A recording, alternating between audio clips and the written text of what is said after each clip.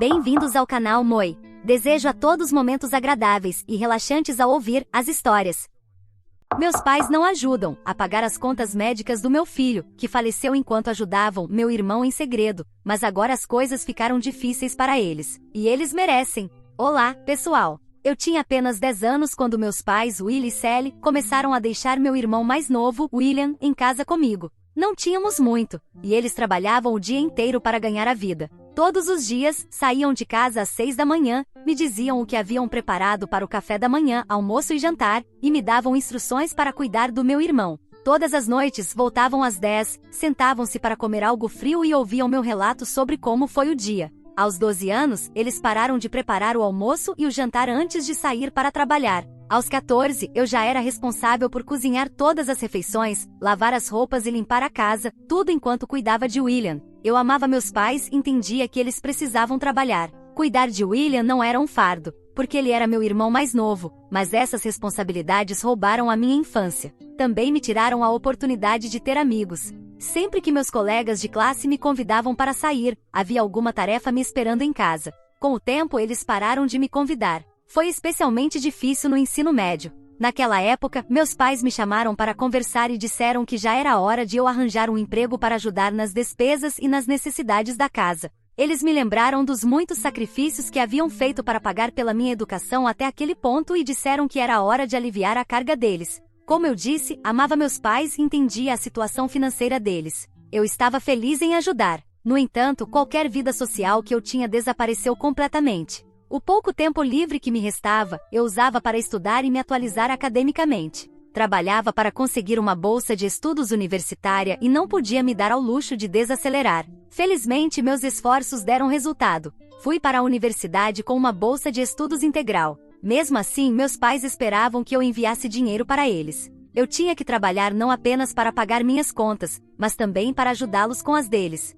Minha experiência universitária foi basicamente uma repetição da escola, sem amigos, horários irregulares e noites em claro. Quando terminei a universidade, não tinha amigos de verdade. Ao sair de lá, fiz minha primeira resolução: fazer amigos de verdade. Por outro golpe de sorte, consegui um emprego logo após me formar, e não era um trabalho como garçonete. Meus pais ficaram empolgados porque significava que eu poderia enviar mais dinheiro para eles. Eu fiquei empolgada porque não teria mais que passar horas de pé. Fiel à minha resolução, quando meus colegas de trabalho me convidaram para sair, eu praticamente gritei sim. Foi nessas primeiras saídas que conheci meu marido. Alex não era exatamente um colega de trabalho, mas um amigo de um deles. Mesmo assim, ele era a pessoa mais fácil de conversar e aceitava minha pouca conversa. Depois de algumas saídas após o trabalho, Alex finalmente me convidou para um encontro. Após 6 meses de namoro, ele me pediu em casamento, e eu disse sim. Meus pais argumentaram que era cedo demais, mas eu nunca estive tão certa de algo na minha vida.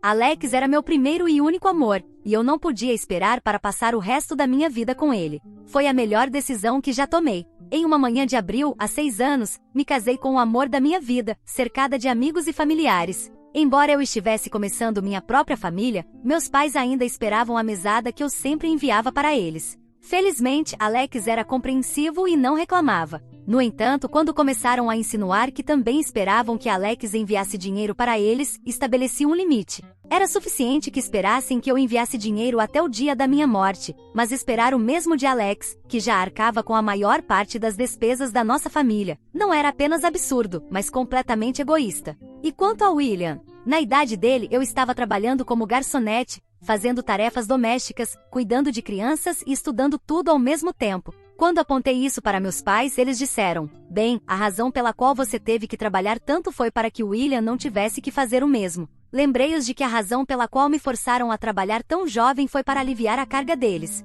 Se tinham 2 filhos, essa responsabilidade deveria ter recaído sobre ambos. Eles então passaram a dizer o quão péssima irmã eu era. Por um tempo parei de falar com eles e, é claro, parei de enviar dinheiro. Se não fosse por Alex, talvez tivéssemos continuado ignorando uns aos outros. Mesmo após o nascimento do meu filho, Charlie, ele me disse para perdoá-los e me lembrou de que eles ainda eram meus pais. 10 meses depois do desentendimento, dei à luz Charlie. Olhei para o rostinho lindo dele uma única vez e soube que precisava fazer algumas mudanças. A primeira mudança foi na quantidade de dinheiro que eu enviava aos meus pais. Após o nascimento de Charlie, reduzi em 30% o valor que enviava mensalmente para eles. Charlie era o meu futuro, e eu não podia sabotá-lo pelos meus pais. Claro, minha decisão não foi bem recebida. Tentaram argumentar, mas era uma batalha perdida, e eles sabiam disso. Mal sabia eu que 5 anos depois, seria demitida. A empresa onde trabalhava estava reduzindo o pessoal. Foi logo após a pandemia, e a economia do país não era mais a mesma.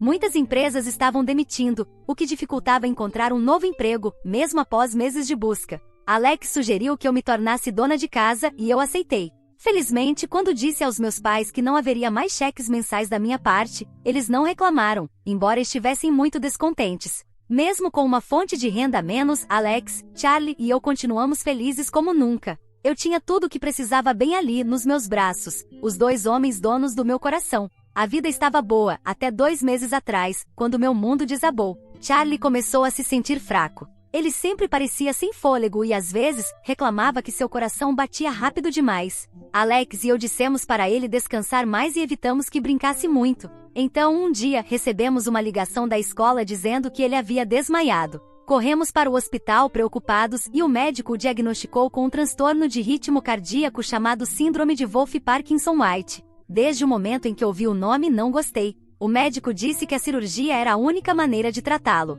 Quando mencionou o custo da cirurgia, eu desabei em lágrimas. Alex perguntou se havia algum remédio que Charlie pudesse tomar até reunirmos o dinheiro para a cirurgia. O médico nos deu uma receita, mas alertou que Charlie precisava da cirurgia o quanto antes. Desde então, Alex e eu temos feito de tudo para reunir o dinheiro. Eu esgotei minhas economias, incluindo o fundo que havia começado para a universidade de Charlie. Queria começar a procurar trabalho, mas Alex insistiu que eu me concentrasse em cuidar de Charlie. Enquanto isso, as contas continuavam acumulando: mantimentos, necessidades domésticas e o custo dos medicamentos de Charlie. A família de Alex tem sido incrivelmente solidária. Às vezes, eles enchem nossa casa com mantimentos ou cuidam de Charlie. No mês passado, até pagaram metade dos medicamentos dele. E então, a minha própria família. Não ouço falar de William há muito tempo, desde que ele foi para a universidade em algum lugar do norte. Quando contei aos meus pais sobre o diagnóstico de Charlie, eles soltaram frases vazias. Nenhuma vez ligaram para saber como estávamos ou perguntaram como poderiam ajudar. Charlie é o neto deles, mas trataram a notícia como se fosse o filho de um conhecido. A insensibilidade deles me enojou, e jurei não voltar a contatá-los. Mas então, Charlie piorou ontem. Agora, ele precisa dessa cirurgia mais do que nunca. Estou pensando em entrar em contato com meus pais para simplesmente pedir dinheiro. O que reunimos ainda é pouco para a quantia que precisamos. Alex duvida que eles ajudem, e honestamente, sinto o mesmo. Mas preciso tentar. Não posso me dar ao luxo de perder o meu pequeno. Atualização 1. Olá, eu volto aqui com uma atualização. Quero começar agradecendo a todos pelo apoio esmagador e pelos conselhos durante este momento tão difícil. Apesar de todas as suas palavras gentis e sugestões, minhas notícias são devastadoras. Perdi meu pequeno. A luz e a alegria da minha vida se foram, e estou lutando para aceitar essa perda insuportável. Estou tendo muita dificuldade em organizar meus pensamentos para conseguir contar tudo o que aconteceu, mas farei o meu melhor, porque quero compartilhar isso com vocês. Como muitos de vocês me aconselharam, entrei em contato com meus pais para pedir ajuda. Tinha esperança de que, apesar do nosso passado complicado, eles deixariam de lado nossas diferenças e ofereceriam seu apoio. Mas, como acontece frequentemente, a realidade tinha outros planos. No início, meus pais adiaram sua resposta, dizendo que precisavam de tempo para pensar. Afirmaram que mal estavam conseguindo se virar desde que deixaram de receber dinheiro de certa pessoa. Não me incomodei em responder às mensagens deles, pois sabia que não tinham intenção de nos ajudar. Mesmo que tivessem sua oferta condicional e insuficiente, teria chegado tarde demais. 2 dias depois de pedir ajuda, meus pais enviaram uma mensagem de texto reiterando sua incapacidade de nos apoiar financeiramente. Escreveram uma linha vazia sobre desejarem poder ajudar, mas que não tinham dinheiro disponível. Apaguei a mensagem sem me dar ao trabalho de responder. Se houvesse uma forma de destruí-la em pedaços, também o teria feito. Olhando para trás, percebo que deveria ter sabido melhor do que esperar algo dos meus pais. Eles nunca estiveram presentes para mim quando precisei, e eu não deveria ter esperado que mudassem agora. Mas como uma mãe desesperada para salvar seu filho, agarrei-me à esperança de que, finalmente, eles tomariam uma atitude e seriam os pais que deveriam ter sido desde o início. Agora, enquanto estou sentada aqui tentando aceitar a perda do meu filho, me resta juntar os pedaços do meu coração despedaçado. Sou grata pelo amor e apoio do meu marido, Alex, que tem sido minha rocha durante toda essa terrível experiência. Mesmo quando contei a ele que havia entrado em contato com meus pais sem seu conhecimento, ele não me repreendeu nem disse eu avisei. Em vez disso, ele simplesmente me abraçou e disse o quanto sentia por mim. Estamos nos sentindo bastante perdidos neste momento, mas sei que algum dia, de alguma forma, as coisas vão ficar bem, mesmo que esse dia pareça incrivelmente distante. Por agora, estamos apenas nos agarrando um ao outro o mais forte que podemos. Atualização 2. Olá, eu volto com outra atualização. Quero começar agradecendo a todos pelas condolências sinceras. Suas mensagens de consolo não pararam de chegar desde que Charlie foi para um lugar melhor,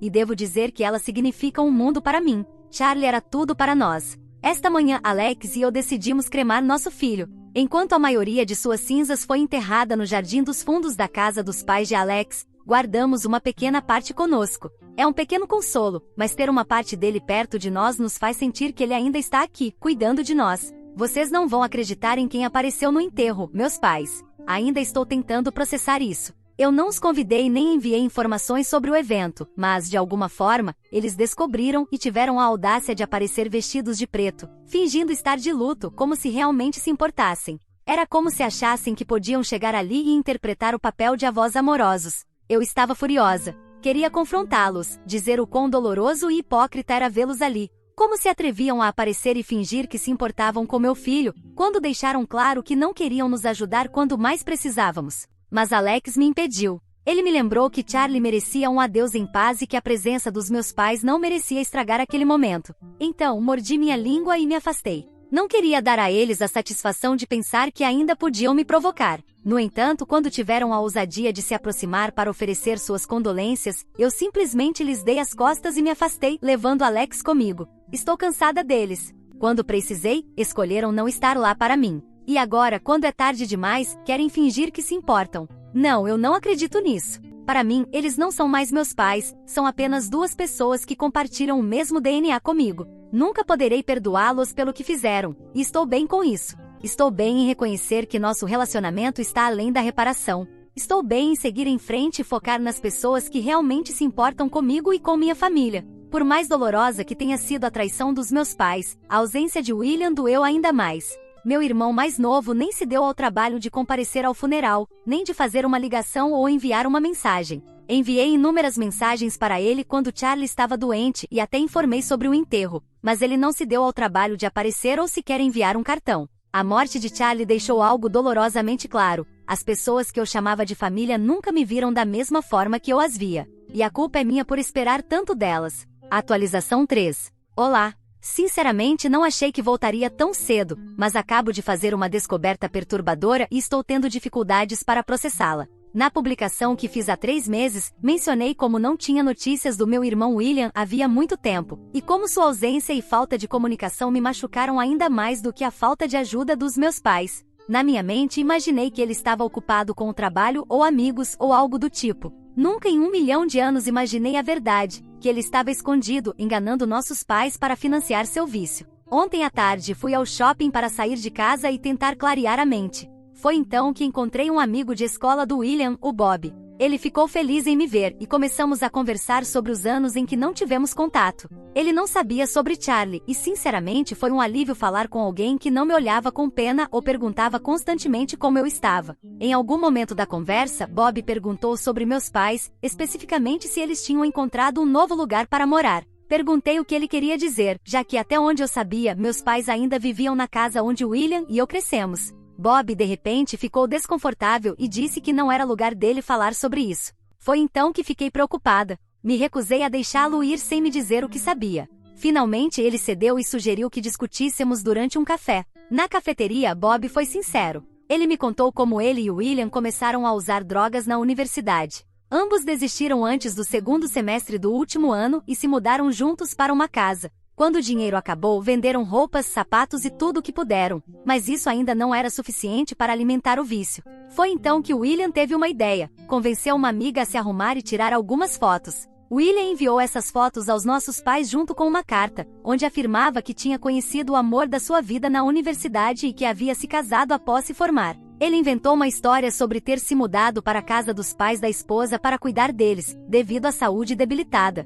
Disse aos nossos pais que a vida estava difícil e que precisava do apoio financeiro deles. E meus pais acreditaram em cada palavra. Por mais de 4 anos, enviaram dinheiro ao William todos os meses, financiando uma família falsa. Enquanto isso, quando recorri a eles para pedir ajuda para salvar a minha própria família, para o meu filho doente, eles disseram que não tinham fundos para me ajudar. Mas isso nem é o pior. William decidiu que o dinheiro que nossos pais enviavam não era suficiente. Então falsificou a assinatura do meu pai e vendeu a casa deles. Sim, você leu certo, ele vendeu a casa. Meus pais têm vivido dormindo, saindo e voltando para uma casa que já não é deles. É apenas uma questão de tempo até que o novo dono venha reclamar a propriedade. Quando contei isso ao Alex, ele ficou chocado e sem palavras. Sinceramente, eu também não consigo processar tudo isso. Quando precisei que meus pais ajudassem meu filho, eles me deram as costas sem hesitar. No entanto, não hesitaram em financiar uma família que nunca conheceram. E agora nem sabem que perderam sua casa. Então, é isso que descobri. E é por isso que estou compartilhando aqui. Porque é demais. Devo contar aos meus pais ou deixar que descubram sozinhos? Atualização 4. Olá. Obrigada por todos os conselhos e apoios sobre o que eu deveria fazer com as informações que Bob me contou sobre William. Para ser honesta, mesmo com tantas sugestões, eu ainda não conseguia tomar uma decisão, até que conversei com Alex sobre isso. Meu dilema surgia do fato de que quanto mais eu pensava nas 2 opções que estava considerando, deixar que meus pais sofressem na ignorância ou esfregar na cara deles o fato de que haviam sido enganados pelo filho favorito, mais sentia que estava agindo por vingança. E embora saiba que tenho todo o direito de me sentir assim, não quero ser consumida pela raiva. Já vi o que isso faz com as pessoas, e é algo que quero evitar. Quando contei ao Alex sobre meu dilema, ele disse que entendia meus sentimentos. Concordou que ambas as opções pareciam vingativas à primeira vista, mas me lembrou de que eu fui profundamente prejudicada. Ele apontou que meus pais mereciam ser confrontados por suas ações, porque depois de tudo que sacrifiquei por William e por eles, não estavam dispostos a retribuir quando mais precisei.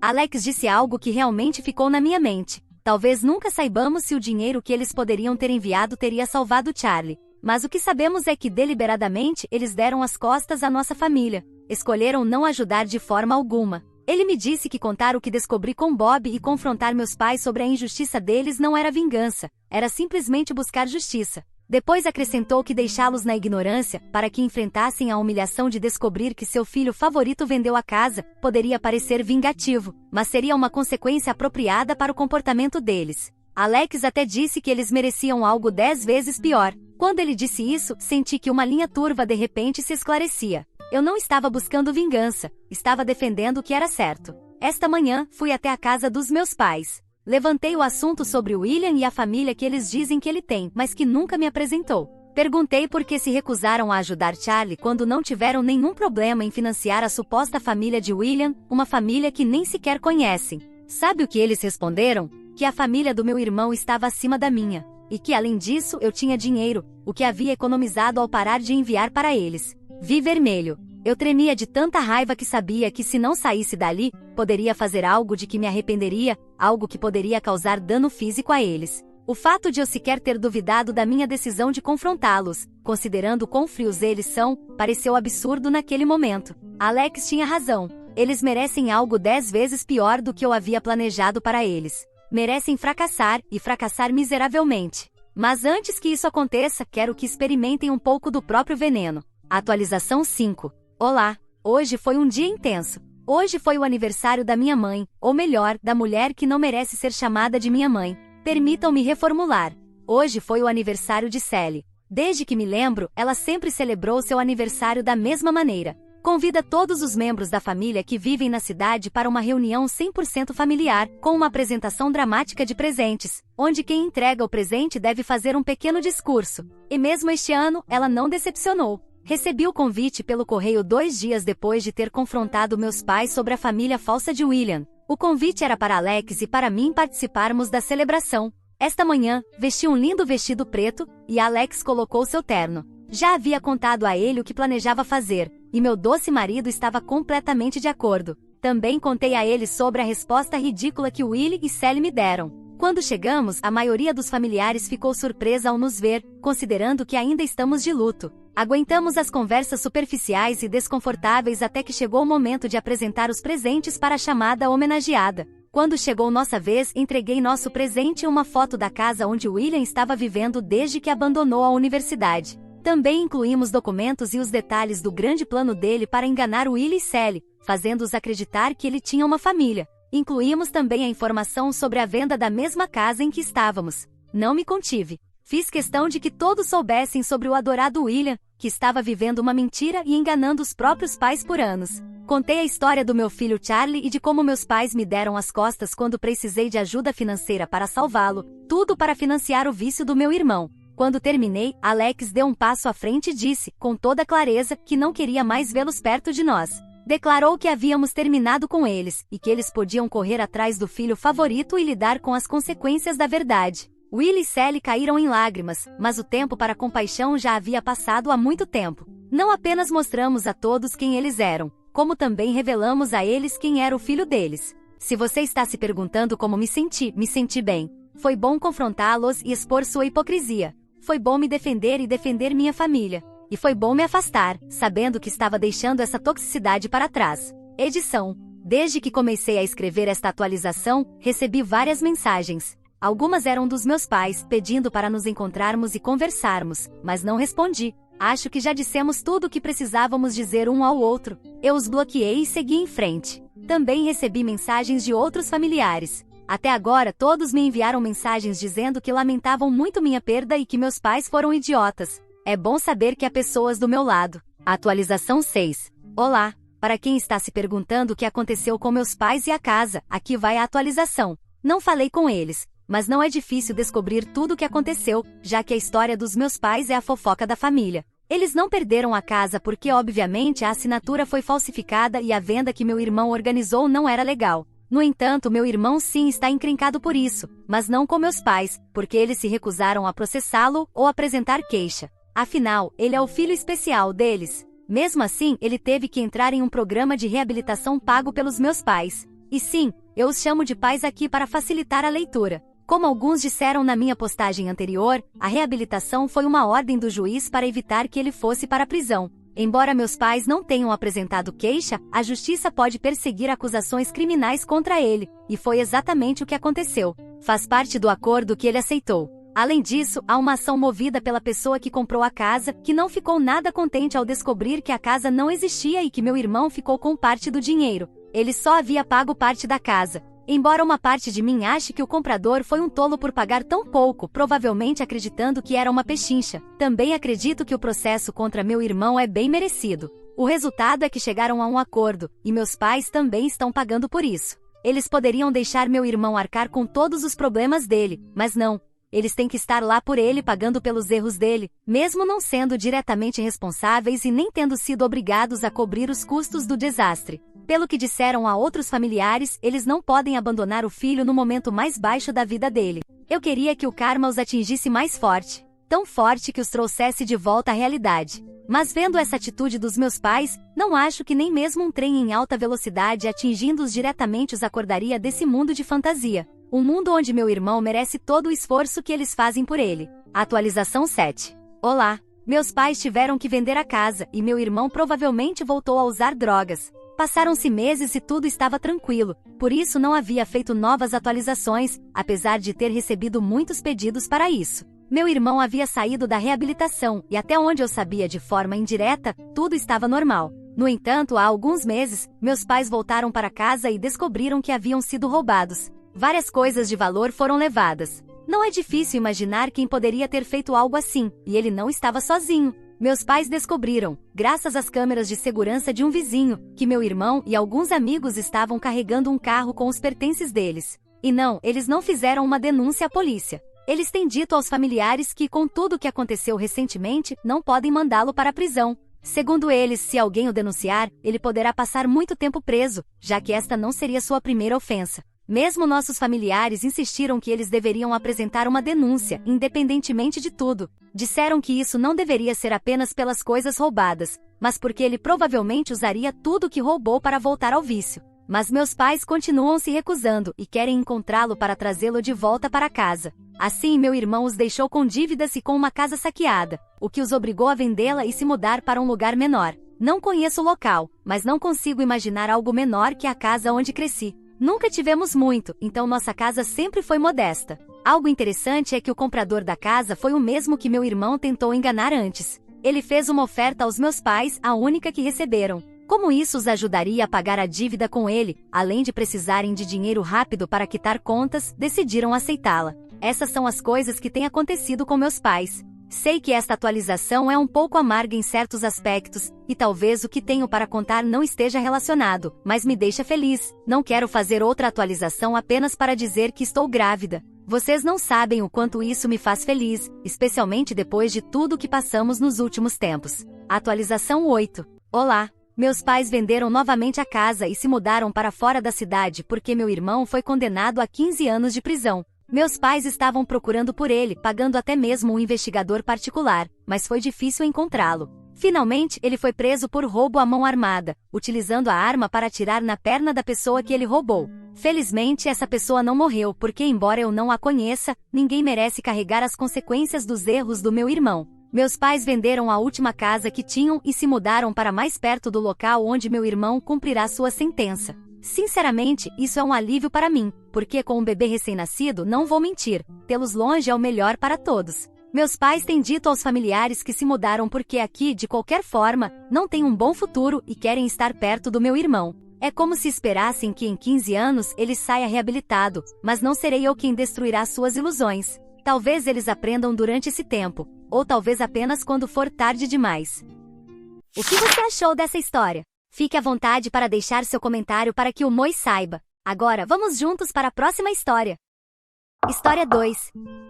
Descobri as traições ocultas do meu ex. Ele roubou nosso futuro e me deixou da noite para o dia. Certifiquei-me de que sua queda fosse mais drástica do que eu jamais imaginei. Olá! Eu sou uma mulher de 27 anos que pensava ter tudo resolvido quando se tratava de amor e relacionamentos. Durante 2 anos, estive em algo que acreditava ser um relacionamento dos sonhos com Eric, um homem de 29 anos que parecia ser tudo o que eu poderia querer. Ele era encantador, atencioso e sempre falava sobre o nosso futuro juntos. Desde o início, parecia que estávamos construindo algo sólido. Eric não era apenas um namorado. Ele me fazia sentir que éramos uma equipe. Ele constantemente falava sobre planos para o nosso futuro, casar, comprar uma casa, formar uma família. Seu entusiasmo tornava fácil confiar nele. 6 meses atrás, decidimos dar um grande passo. Eu me mudei para o apartamento dele. Ele insistiu que isso fazia sentido financeiramente e simbolizava o quanto estávamos comprometidos um com o outro. Concordei, pensando que era o próximo passo natural no nosso relacionamento. No início, morar juntos foi ótimo. Dividíamos as contas de aluguel e de supermercado igualmente, mas Eric cuidava da conta de poupança maior que estávamos criando para comprar nossa futura casa. Eu não questionei isso na época. Ele sempre parecia ser responsável com dinheiro, e eu pensava que estávamos planejando uma vida juntos, então fazia sentido deixá-lo assumir essa responsabilidade. Ele até me apresentou a sua família logo no início do relacionamento, e eles foram incrivelmente acolhedores. Sua mãe era especialmente doce, sempre falando sobre como esperava que eu fizesse parte da família um dia. Olhando para trás, parecia que eu tinha a aprovação deles, o que só aumentou a minha confiança em Eric. Mas nos últimos meses as coisas começaram a mudar. Eric começou a se afastar. Os encontros românticos se tornaram raros, e ele parecia distraído, mesmo quando estávamos juntos. Quando eu tentava falar sobre o futuro, ele desviava ou mudava de assunto. Eu dizia a mim mesma que talvez ele estivesse estressado com o trabalho ou algo que ainda não se sentia pronto para compartilhar.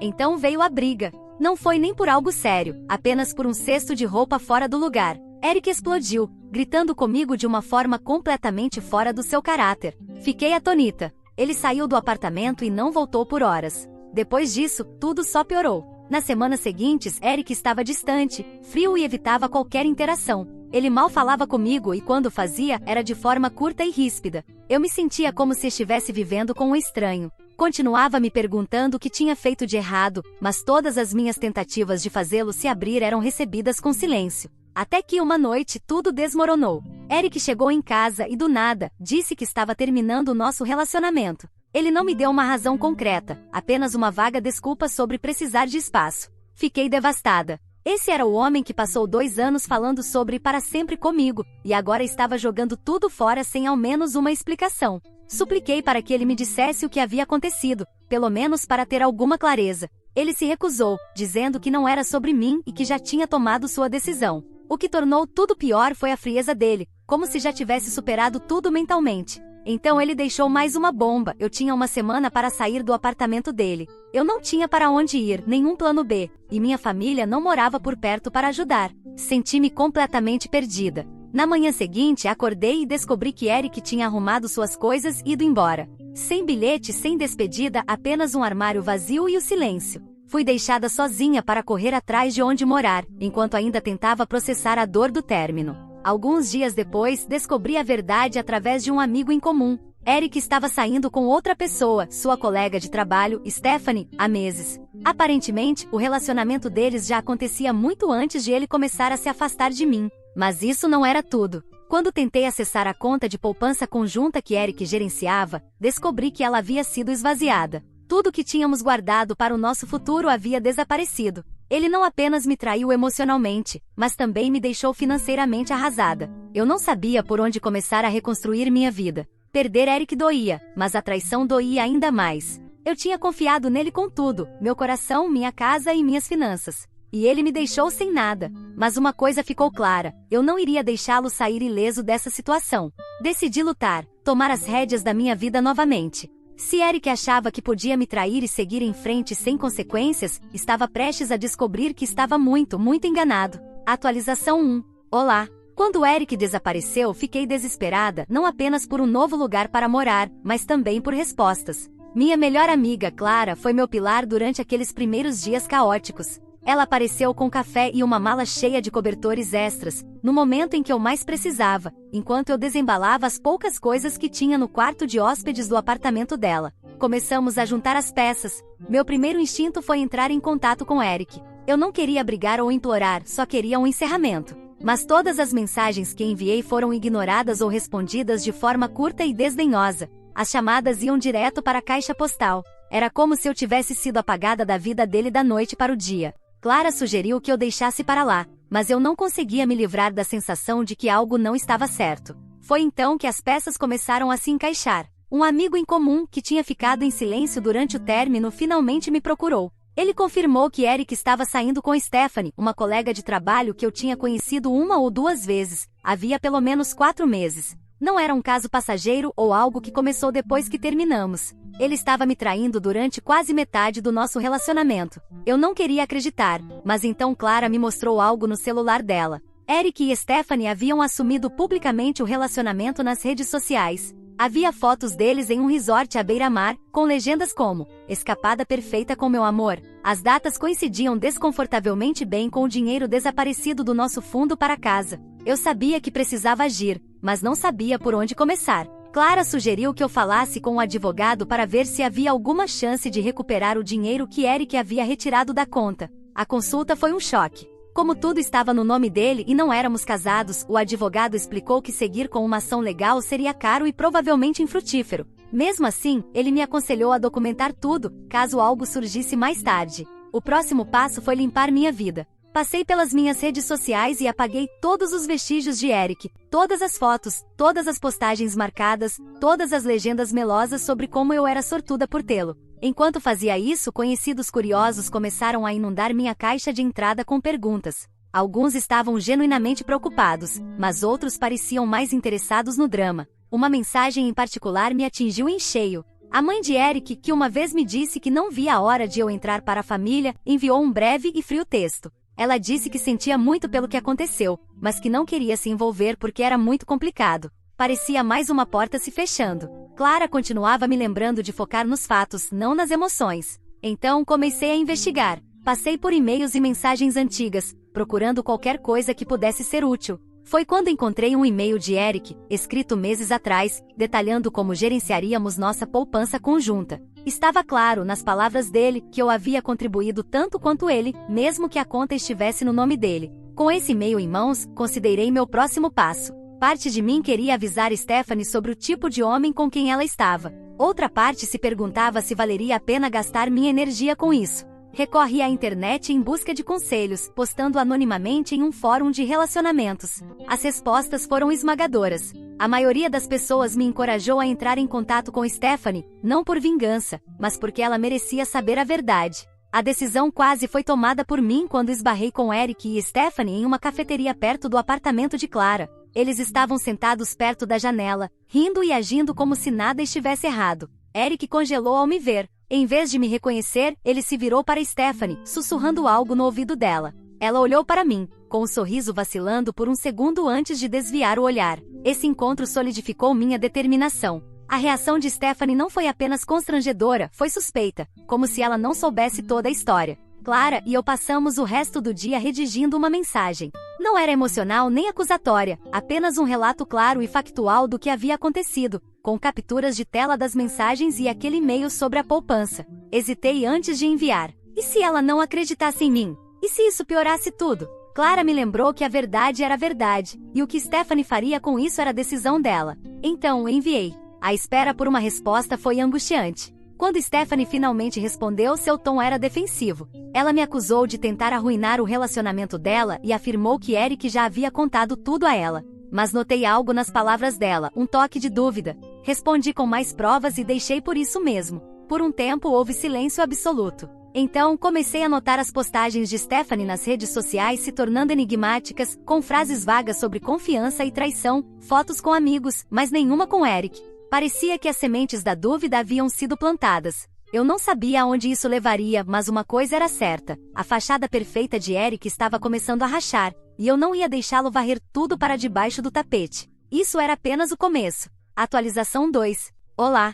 Depois de enviar a mensagem inicial para Stephanie, eu não esperava muito. Clara me tranquilizou, dizendo que eu já tinha feito minha parte ao compartilhar a verdade. Uma pequena parte de mim se perguntava se Stephanie sequer lera a mensagem. Ela parecia defensiva durante nosso encontro na cafeteria, e dava para perceber que Eric já tinha contado a versão dele da história. Quando Stephanie respondeu, o tom dela era cortante e defensivo. Ela me acusou de tentar sabotar o relacionamento dela e afirmou que Eric já havia explicado tudo. Ela até insinuou que eu estava amargurada e com ciúmes da felicidade deles. Foi frustrante, mas eu não deixei isso me parar. Enviei provas, capturas de tela de mensagens, o e-mail sobre a conta de poupança e até uma linha do tempo dos eventos. Deixei claro que não estava tentando interferir na vida dela, só queria que ela soubesse a verdade sobre a pessoa com quem estava. Depois disso, houve apenas silêncio. Alguns dias depois, o nome de Eric apareceu no meu celular. A mensagem dele era uma mistura de raiva e condescendência. Ele me acusou de ser mesquinha e desesperada para arruinar a felicidade dele.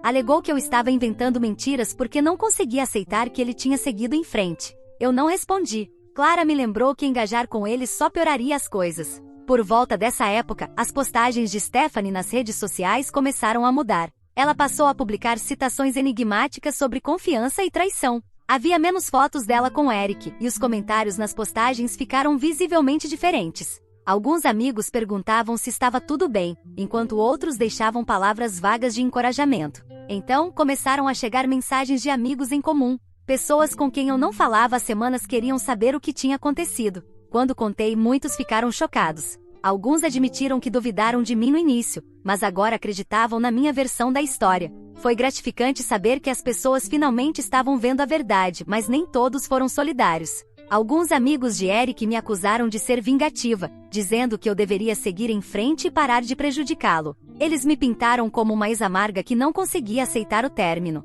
Isso machucou, mas foquei nas pessoas que estavam ao meu lado. Enquanto isso, encontrar um novo lugar para morar estava sendo mais difícil do que eu imaginava. Entre os custos da mudança e o dinheiro que Eric havia roubado, eu mal estava conseguindo me manter. Me culpava por ter confiado cegamente nele, mas não havia muito o que fazer além de seguir em frente. Uma semana após minha mensagem inicial, Stephanie entrou em contato novamente. Desta vez, o tom dela era diferente. Ela admitiu que estava questionando Eric, mas precisava de mais provas antes de confrontá-lo. Foi exaustivo reviver tudo, mas decidi ajudar. Enviei mais capturas de tela e expliquei como Eric tinha me manipulado financeiramente. As consequências foram rápidas. Stephanie parou de postar fotos com Eric completamente. Amigos em comum começaram a compartilhar atualizações. Aparentemente, ela o confrontou sobre a conta de poupança e a linha do tempo do relacionamento deles. Como esperado, Eric tentou manipular a narrativa, me culpando por plantar dúvidas na mente dela. Mas Stephanie não caiu nessa.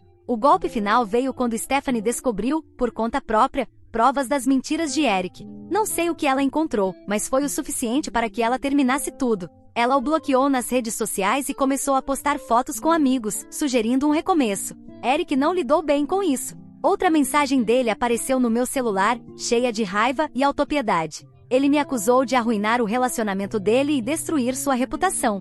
Desta vez nem abri a mensagem, apenas a apaguei. Amigos em comum confirmaram que Stephanie havia terminado com ele, citando sua desonestidade e manipulação financeira. Alguns até se desculparam comigo, admitindo que deveriam ter acreditado em mim desde o início. Foi como uma pequena vitória. Eric, por outro lado, estava desmoronando. Amigos que tinham ficado do lado dele começaram a se afastar depois de saberem toda a história. As postagens de Stephanie lançavam indiretas sutis sobre ele, e as notícias sobre suas ações se espalharam rapidamente. Ele tentou salvar sua reputação, mas o dano já estava feito. Quanto a mim, senti uma mistura estranha de alívio e exaustão. Stephanie tinha visto a verdade, e a imagem cuidadosamente construída de Eric estava se desintegrando. Eu não estava buscando vingança, mas foi satisfatório saber que ele não poderia machucar mais ninguém da maneira que me machucou. Ainda assim, sabia que tinha um longo caminho pela frente. Minhas finanças estavam em ruínas, e o peso emocional de tudo era maior do que eu esperava. A terapia se tornou uma tábua de salvação, ajudando-me a processar a traição e a começar a reconstruir minha vida. Isso ainda não acabou, mas, pela primeira vez em semanas, senti que estava retomando o controle. Eric me subestimou, e esse foi o maior erro dele. Atualização 3. Olá.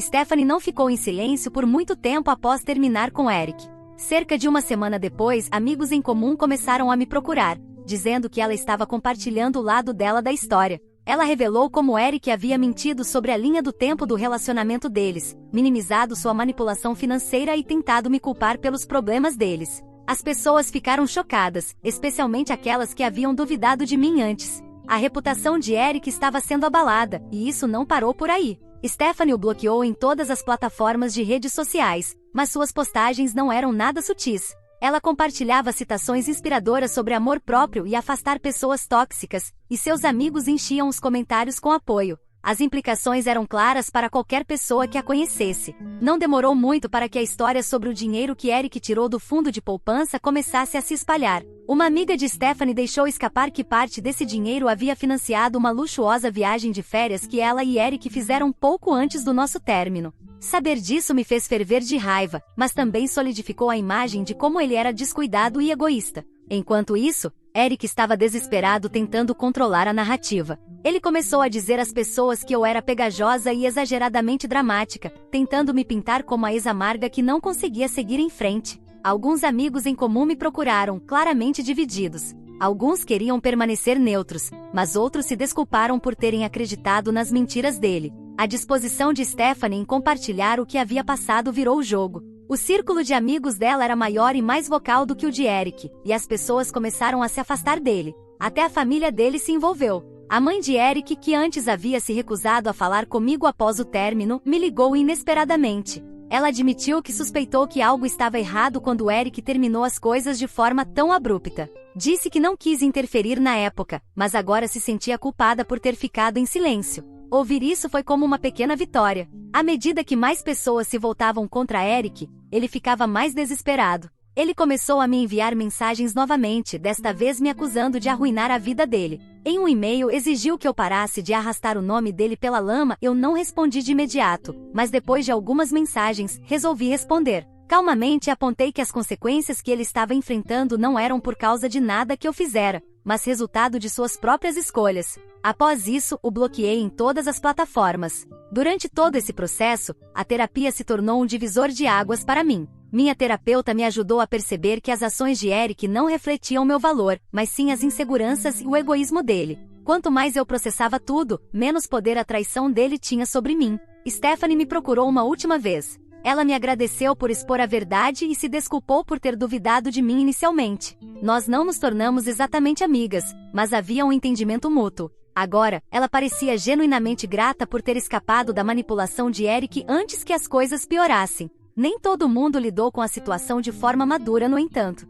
Um amigo em comum que tentava permanecer neutro decidiu agir como mediador. Ele organizou uma pequena reunião e convidou tanto Eric quanto eu, esperando que nos reconciliássemos. Quando recusei o convite, o amigo decidiu ouvir meu lado da história em detalhes. Depois disso, ele cortou completamente os laços com Eric. O isolamento de Eric crescia à medida que mais pessoas descobriam sobre seu comportamento. Suas tentativas de começar a namorar alguém novo eram recebidas com ceticismo. As notícias se espalharam rápido em nossos círculos sociais. Uma mulher até entrou em contato comigo e com Stephanie para confirmar o que tinha ouvido sobre ele. O charme de Eric não era suficiente para apagar sua reputação manchada. Quanto a mim, a vida finalmente começava a se estabilizar. Consegui um lugar melhor para morar, me apoiei na minha rede de amigos e me destaquei no trabalho. O progresso que fiz na terapia me ajudou a focar no que realmente importava, meu próprio crescimento e felicidade. Olhando para trás, percebi que a queda de Eric não era algo que eu havia orquestrado. Suas escolhas foram o que colocaram tudo em movimento.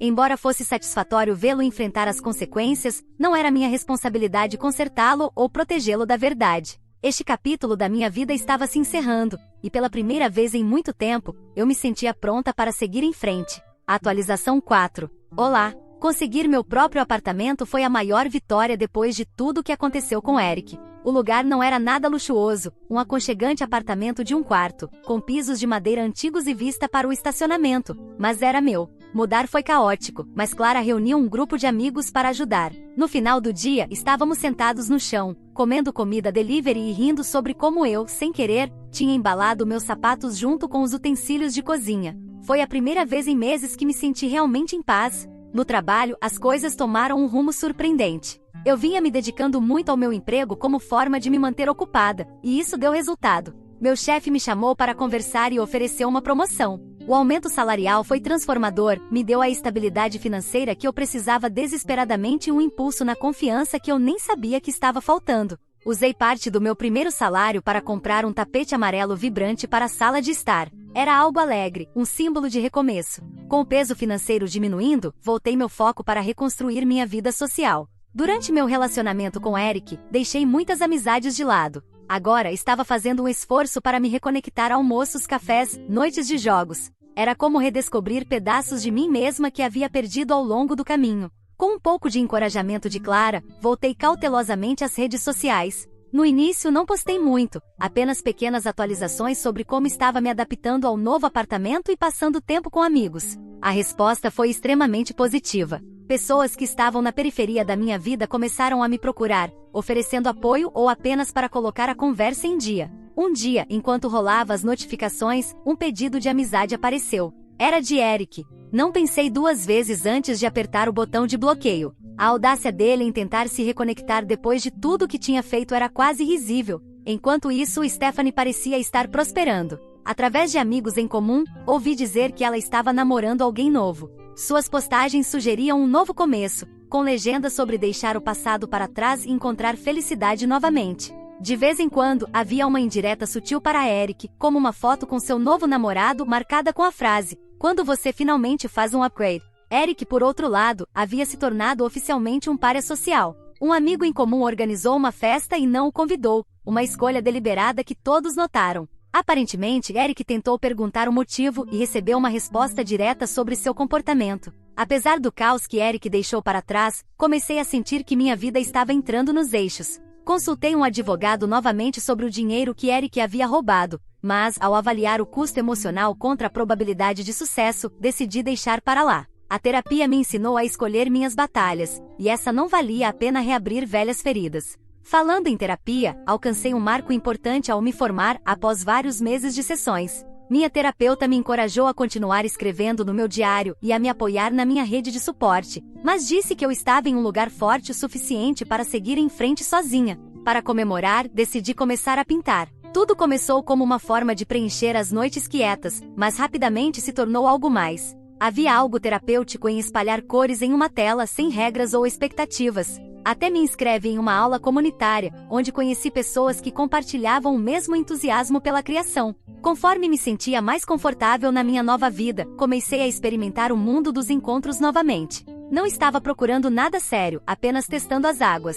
A experiência foi reveladora. Nunca estive tão atenta a sinais de alerta e pela primeira vez, senti-me confiante em estabelecer limites. Enquanto isso, Eric não estava se saindo tão bem. Um amigo de um amigo mencionou tê-lo visto em um bar, bêbado e reclamando de como sua vida tinha desmoronado. Parecia que as consequências de suas ações finalmente estavam alcançando-o. De volta aos nossos círculos sociais compartilhados, Eric havia se tornado motivo de piada. Referências à sua traição financeira começaram a aparecer, e as pessoas rapidamente apontavam sua hipocrisia sempre que ele tentava justificar seu comportamento. Em uma noite tranquila, peguei meu diário e comecei a refletir sobre o quanto eu havia avançado. Escrevi sobre o turbilhão de emoções, o coração partido e as lições que aprendi. Então, quase sem pensar, escrevi uma carta para meu eu do passado. Na carta, perdoei-me por ter confiado em Eric. Reconheci que agi por amor e esperança, não por fraqueza. Mais importante, prometi a mim mesma que nunca mais perderia de vista meu próprio valor. Quando selei a carta e a aguardei, senti uma onda de calma. Minha jornada ainda não havia terminado, mas finalmente estava em um lugar onde podia olhar para frente sem me sentir sobrecarregada pelo passado. Cada pequena vitória, um novo hobby, uma mensagem gentil de um amigo, uma tarde ensolarada pintando, parecia outro passo para recuperar minha vida. Atualização final. Olá! 5 meses depois de começar minha nova vida, acabei encontrando o Eric por acaso. Eu estava em uma cafeteria esperando na fila quando percebi alguém me encarando de uma mesa no canto. Demorei um segundo para registrar que era ele. Ele parecia desleixado, cabelo bagunçado, olheiras profundas e roupas que pareciam ter sido escolhidas ao acaso. Enquanto pegava meu café, ele se levantou e veio na minha direção. Ele começou a dizer algo, mas eu não fiquei para ouvir. Sem dizer uma palavra, virei as costas e saí. Eu não precisava de desculpas, explicações ou qualquer tipo de encerramento. Esse capítulo da minha vida já havia terminado, e eu não ia reabri-lo. Alguns dias depois, recebi um e-mail dele. Era longo e cheio de desculpas. Ele assumia uma parte da responsabilidade pelo que aconteceu, mas na maior parte culpava as circunstâncias e como as coisas ficaram complicadas eu nem terminei de ler. Cliquei em excluir e segui em frente. Naquele momento eu já estava saindo com alguém novo. No começo não era nada sério, apenas encontros casuais com alguém que respeitava meus limites e me fazia rir.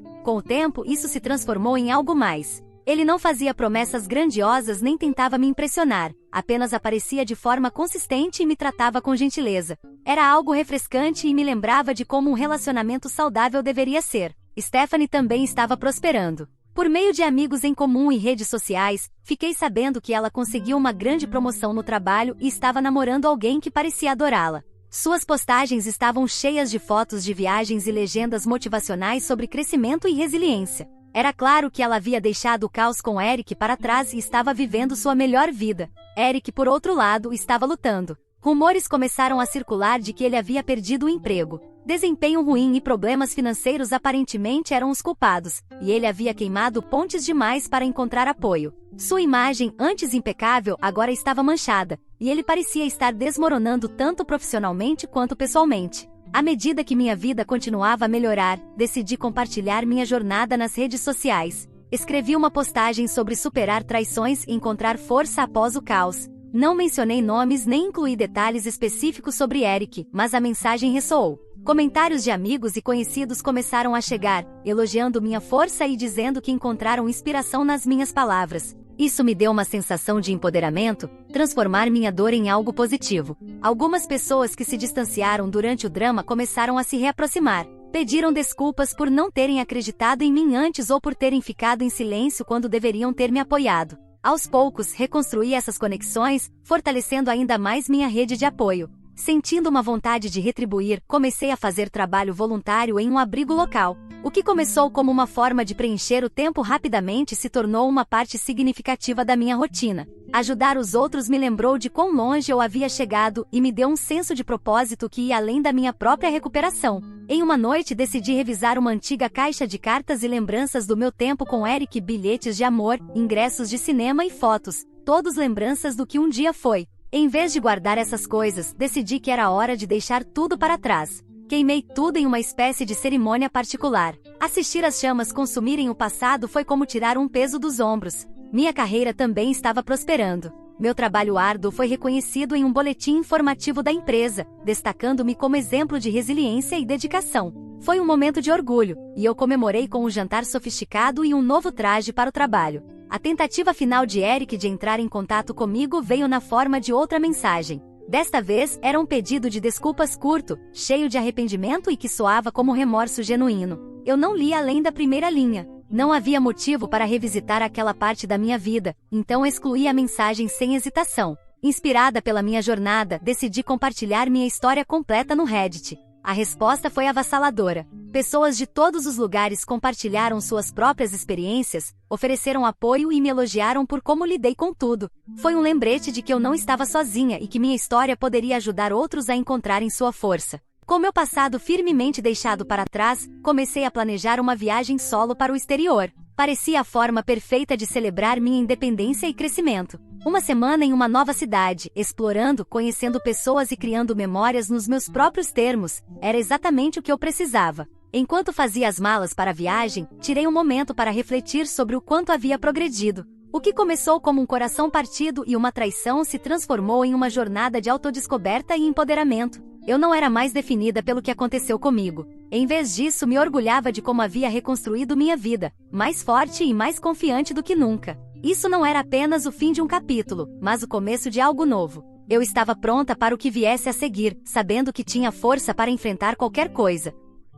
Obrigado a todos por ouvirem toda a minha história. Espero que ela tenha trazido para vocês muitas emoções. Ficarei muito feliz e honrada em receber os comentários de vocês. Não se esqueçam de clicar no botão de inscrever-se para não perder nenhuma história interessante. Moi ama muito vocês.